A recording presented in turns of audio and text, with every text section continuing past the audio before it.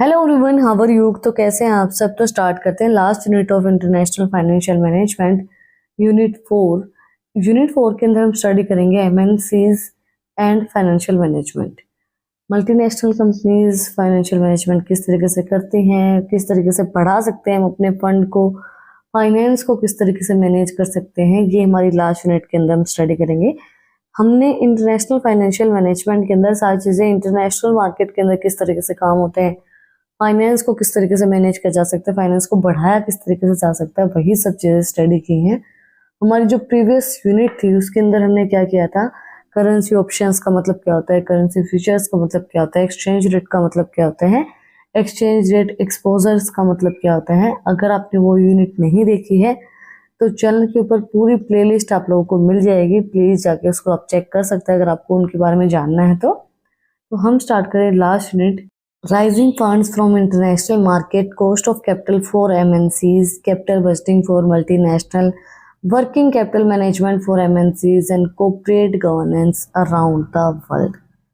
ये हमारे कुछ टॉपिक्स हैं जिनको हम अपने धीरे धीरे वीडियोस के अंदर कवर करेंगे। कॉर्पोरेट गवर्नेंस तो हमने पहले भी कवर किया है, अराउंड द वर्ल्ड कवर नहीं किया है तो उसको भी हम कवर कर लेंगे। तो आज हम कवर करेंगे rising funds from international market, ways to raise finance from international market. A financial market is where people and institutes who are in need of money meet those who have excess money and want to develop it for productivity purpose. Thus, it is a place where borrowers interact with lenders and negotiate a deal with the mutual agreement. Most financial markets have period of heavy trading and demand for securities. In these periods, price may rise above historical norms. This converse is also true. Downturns may cause price to fall past level of intensive values based on low levels of demand or other macroeconomic forces like tax rates, national productions और employment levels. जो हमारी financial market होती है वो, उसके अंदर हम किस तरीके से, अगर हमारे पास पैसा कम है तो हम किस तरीके से बढ़ा सकते हैं। अब क्या होता है, फाइनेंशियल मार्केट के अंदर बहुत ज़्यादा प्रेशर होता है कि भाई पैसा बढ़ रहा है, पैसा घट रहा है, चीज़ें आ रही है, ट्रेडिंग हो रही है, नहीं हो रही है, सिक्योरिटीज़ के अंदर इस पीरियड के अंदर इतना, इस प्राइस के ऊपर इतना है, इस टाइम के ऊपर इतना है। तो वो सब चीज़ें मैनेज करके और हम किस तरीके से अपने पैसे को बढ़ा सकते हैं, फाइनेंस को बढ़ा सकते हैं। With the rapid growth in globalisation and trade, foreign trades need has arisen to produce finance from international market as well. There could be various reasons to raise finance from international market. These could be reasons such as inadequate domestic finance, technology gap, development of basic infrastructure, etc. देखो, globalisation के अंदर बहुत चीज़ें तेज़ी से बढ़ रही हैं, जैसे फॉरेन ट्रेड और बहुत सी चीज़ें बढ़ रही हैं। फाइनेंस की नीड भी हमें ज़रूरत पड़ेगी इंटरनेशनल मार्केट के अंदर अगर हमें काम करना है तो। अब हमें क्यों ज़रूरत पड़ती है भाई, हमारे पास क्या, तो डोमेस्टिक जो हमारी फाइनेंस है वो अच्छा नहीं है, हमारी कंडीशन अच्छी नहीं है कंट्री की, टेक्नोलॉजी गैप है, फॉरेन के अंदर ज़्यादा अच्छी टेक्नोलॉजी है, हमारे यहाँ पे ज़्यादा अच्छी टेक्नोलॉजी नहीं है, इंफ्रास्ट्रक्चर अच्छा नहीं है, उसको डेवलप करने के लिए, सब चीज़ों को करने के लिए हमें फाइनेंस की नीड होती है और इस वजह से हम इंटरनेशनल मार्केट से फाइनेंस को ऊपर उठाते, फाइनेंस को बढ़ाते हैं। कुछ तरीके दिए गए हैं हमें कि फाइनेंस को हम किस तरीके से बढ़ा सकते हैं। First was foreign collaboration. In India, joint participations of foreign and domestic capital has been quite common. Foreign collaboration could be either in the form of joint participation between private firms or between foreign firms and Indian governments or between foreign governments and Indian governments. तो ये चीज़ हमें नाम से समझ में आ रही है, foreign collaboration मतलब कि कोलैबोरेट कर ले, हम जुड़ जाएं फॉरेन कंट्री के साथ, हमारी जो डोमेस्टिक कंट्री है वो जुड़ के अपना काम करें, या तो प्राइवेट जो फर्म है वो पार्टिसिपेट कर ले, वो जुड़ जाए फॉरेन फर्म के साथ, या इंडियन गवर्नमेंट जुड़ जाए फॉरेन गवर्नमेंट के साथ, वो जुड़ के कोलैबोरेशन के साथ अपना काम करे ताकि उनकी फाइनेंस इंप्रूव हो पाए। Next was bilateral government funding agreements. Aids provides by the developed countries in the form of loans and advance grants, subsidies to the government of underdeveloped and developing countries. The aid is provided usually for financing governments and public sector projects. Funds are provided at Consequently, terms in respect of cost, maturity and repayment schedules.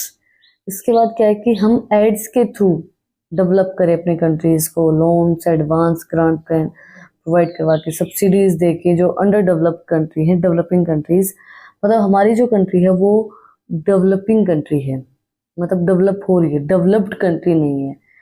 तो जो government है वो under developed country, जो developing countries है, उनको ads provide करवाए, loans provide करवाए, ताकि उनके फाइनेंस जो है वो बढ़े। नेक्स्ट है world bank and MNCs financial institutes provide long terms Capitals for reconstructions and development of members country. It compares of 3 related financial institutes. World bank की हेल्प से भी हम अपने लॉन्ग टर्म कैपिटल्स को बढ़ा सकते हैं, उनसे पैसा ले सकते हैं। 3 इंस्टीट्यूट इनको दिए गए हैं। International bank for reconstructions and redevelopment makes loans as nearly conventional terms for project है high economic poverty. A government generate is necessary for World Bank funding. It aims to emphasize in the infrastructure development. देखो, अगर आपके पास बहुत ज़्यादा आपकी economic condition खराब है, poor है, पॉवर्टी से जा रही है, तो जो वर्ल्ड बैंक है, international bank for reconstruction and development के थ्रू वो आप लोगों को लोन प्रोवाइड करवाती है, फंड प्रोवाइड करवाती है, ताकि आप लोग अपने इंफ्रास्ट्रक्चर को डेवलप कर पाएं। नेक्स्ट है international financial corporations. The purpose of IFC is to finance various projects in the private sector through loans and equity participations and to serve a catalyst for flow of additional private capital investment to developed countries. It is on providing risk capitals to manufacturing firms that have reasonable chance of earning the investors required rate of interest and they which will provide economic benefit to the nation. IFCs जो है वो finance provide करवाते हैं, कोई भी project है हमारा, private sectors को फाइनेंस प्रोवाइड करवाते हैं, लोन प्रोवाइड करवाते हैं, इक्विटी प्रोवाइड करवाते हैं, ताकि जो प्राइवेट कैपिटल इन्वेस्टमेंट है वो उनको डेवलप कर पाए कंट्रीज को। ये ज़्यादातर उन्हीं फर्म्स को, जो मैन्युफैक्चरिंग फर्म है, उन्हीं को पैसा प्रोवाइड करवाते हैं जो रिस्क के अंदर है, जिनकी इकोनॉमिक कंडीशन अच्छी नहीं है, जिनके पास इन्वेस्टर्स नहीं है, उनकी इकोनॉमिक जो कंडीशन है उसको सुधारने के लिए ये लोग फाइनेंस प्रोवाइड करवाते हैं। Next was international development associations. The poorest of the less developed country normally access fund from the IDA. IDA is authorized to make soft loans, does not require government guarantee. International development association जो है वो जो भी countries को fund की जरूरत है उनको फंड प्रोवाइड करवाती है, और ये जो है इनको ये सॉफ्ट लोन्स प्रोवाइड करवाती है, इनको गवर्नमेंट की गारंटीज की जरूरत नहीं होती है। IDA international development association international जो चीज़ें हैं, इंटरनेशनल फंड्स हैं, उनको डेवलप करने के लिए हेल्प करती है, इनके पास अथॉरिटी होती है कि ये फंड्स प्रोवाइड करवा सकती हैं। Next was external commercial borrowings.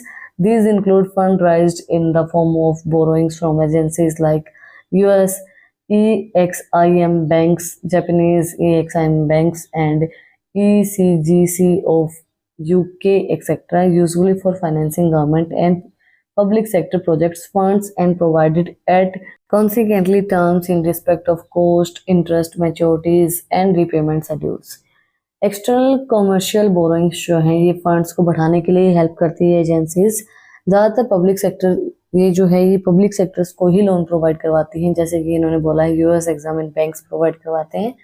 ये बैंक के नाम दिए गए, जो बैंक इनको लोन प्रोवाइड करवाता है फाइनेंशियल गवर्नमेंट्स को, एजेंसीज को बोरोइंग्स देते हैं, फंड देते हैं, ताकि अपने जो भी फाइनेंशियल इश्यूज हैं उनको रिजोल्व कर सके, उनको सॉल्व कर सके। और फंड की जो प्रोवाइडेड टर्म्स एंड रिस्पेक्ट में कोस्ट, मैच्योरिटी, रीपेमेंट शेड्यूल, ये सारी चीज़ें बता देते हैं कि भाई इतने टाइम के अंदर ये जो फंड है ये आपको वापस पे करना पड़ेगा, इंटरेस्ट के साथ, मैच्योरिटी के साथ। The foreign bond market next है हमारा।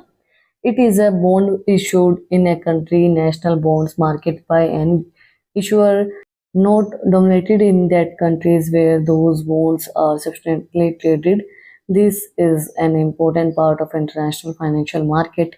It includes that proportion of domestic bonds market that represent issued float by the foreign companies or government. They are the subject of local laws and must be denominated in local currencies.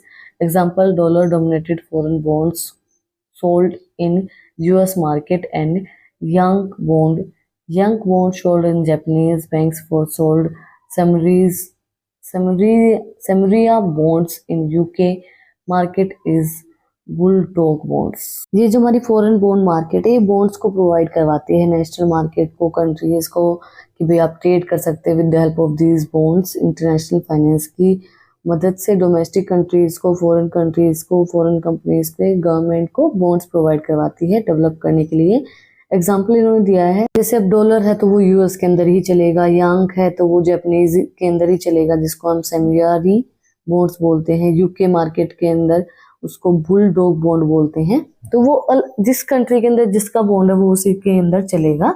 जैसे अब हमारा रुपया है, रुपये का bond है, तो वो ऑब्वियसली बात है इंडिया के अंदर ही चलेगा, तो वो अपनी अपनी कंट्रीज के अंदर वो बॉन्ड्स चलते हैं। लास्टली हमारा है euros issues after the onset of the purpose of globalisation of Indian economy, the government thought it imperatives to allow the companies in India to raise funds from the foreign market in foreign exchange. In case of foreign capital, since foreign exchange is involved, it is controlled and regulated by the RBI and the government. In November 1993, the government announced the schemes of issuing of securities by Indian companies in capital market abroad. This scheme is known as issue of foreign currency convertible bonds and ordinary share schemes 1993. The scheme has been reviewed and several announcements have been made in the scheme from time to time. इस scheme के अंदर क्या है कि euros issue किए जाते थे। इस प्रोसेस के अंदर ग्लोबलाइजेशन इंडियन इकोनॉमिक गवर्नमेंट जो है और ये अलाउ करती थी अपने फंड को बढ़ाने के लिए फॉरेन मार्केट के अंदर एक्सचेंज करना, फॉरेन एक्सचेंज करना, ताकि हमारे फंड्स जो है वो राइज हो, एक्सचेंज बढ़ेगा। अगर हमारे एक्सपोर्ट्स जो वो बढ़ेंगे तो हमारा फॉरेन एक्सचेंज भी बढ़ेगा और उससे हमारे फंड्स भी बढ़ेंगे। ये जो कंट्रोल है, ये जो मार्केट है, ये एक्सचेंज जो है वो इन्वॉल्व किया जाता था आरबीआई के थ्रू, गवर्नमेंट के थ्रू। 1993 नवंबर के अंदर अनाउंस की गई थी एक स्कीम जो इश्यू की गई थी सिक्योरिटी ऑफ इंडियन कंपनीज को बढ़ाने के लिए मार्केट अब्रोड के अंदर। इस स्कीम को हम issue of foreign currency convertible bonds and ordinary share schemes 1993 भी बोल सकते हैं। इस स्कीम के अंदर सारी चीज़ें अनाउंस की जाती हैं, जो भी चीज़ें आती हैं मार्केट के अंदर, जो नहीं आती, टाइम टू टाइम सब चीज़ों को अपडेट कर दिया जाता है कि ये चीज़ें हैं, अभी ये प्राइस रहेगा, ये चीज़ें रहेंगी। इस तरीके से एक्सचेंज किया जाएगा फॉरेन मार्केट के अंदर। इसके अंदर फॉरेन एक्सचेंज को बढ़ा के इनके अंदर फाइनेंस को इम्प्रूव करते हैं। इसी के साथ आज का जो हमारा टॉपिक है rising funds from international market, वो कंप्लीट हो गया कि भी किस तरीके से हम इंटरनेशनल मार्केट के अंदर फंड को बढ़ा सकते हैं, कोलैबोरेशन करके, और भी बहुत सी चीज़ें हमने आज की वीडियो के अंदर स्टडी की है यूरोज इशू करके। अगर आपको आज की वीडियो पसंद आई तो आप लोग को बताइए क्या करना है, कमेंट सेक्शन में मुझे बताना है कि आपको वीडियो कैसी लगी। कोई भी डाउट है तो वो भी आप लोग कमेंट सेक्शन में मुझसे पूछ सकते हैं। अगर आपने वीडियो को यहाँ तक देखा है तो प्लीज़ सब्सक्राइब के बटन पे एक मुक्का मार दो और बेल आइकन प्रेस करो ताकि जो सबसे पहले अपडेट है वो आप लोगों के पास आए। अगर आपको इन टॉपिक्स की पीडीएफ चाहिए तो टेलीग्राम चैनल का लिंक भी डिस्क्रिप्शन में है, वहाँ पर जाके आप मुझे सब्सक्राइब कर सकते हैं। और भी इंटरेस्टिंग रील्स को देखने के लिए इंस्टाग्राम चैनल का लिंक भी डिस्क्रिप्शन में है, वहाँ पर जाके आप मुझे फॉलो कर सकते हैं। फिर मिलते हैं एक नई वीडियो के साथ, एक नए टॉपिक के साथ। Like, share and subscribe. Thank you for watching my video and enjoy your life.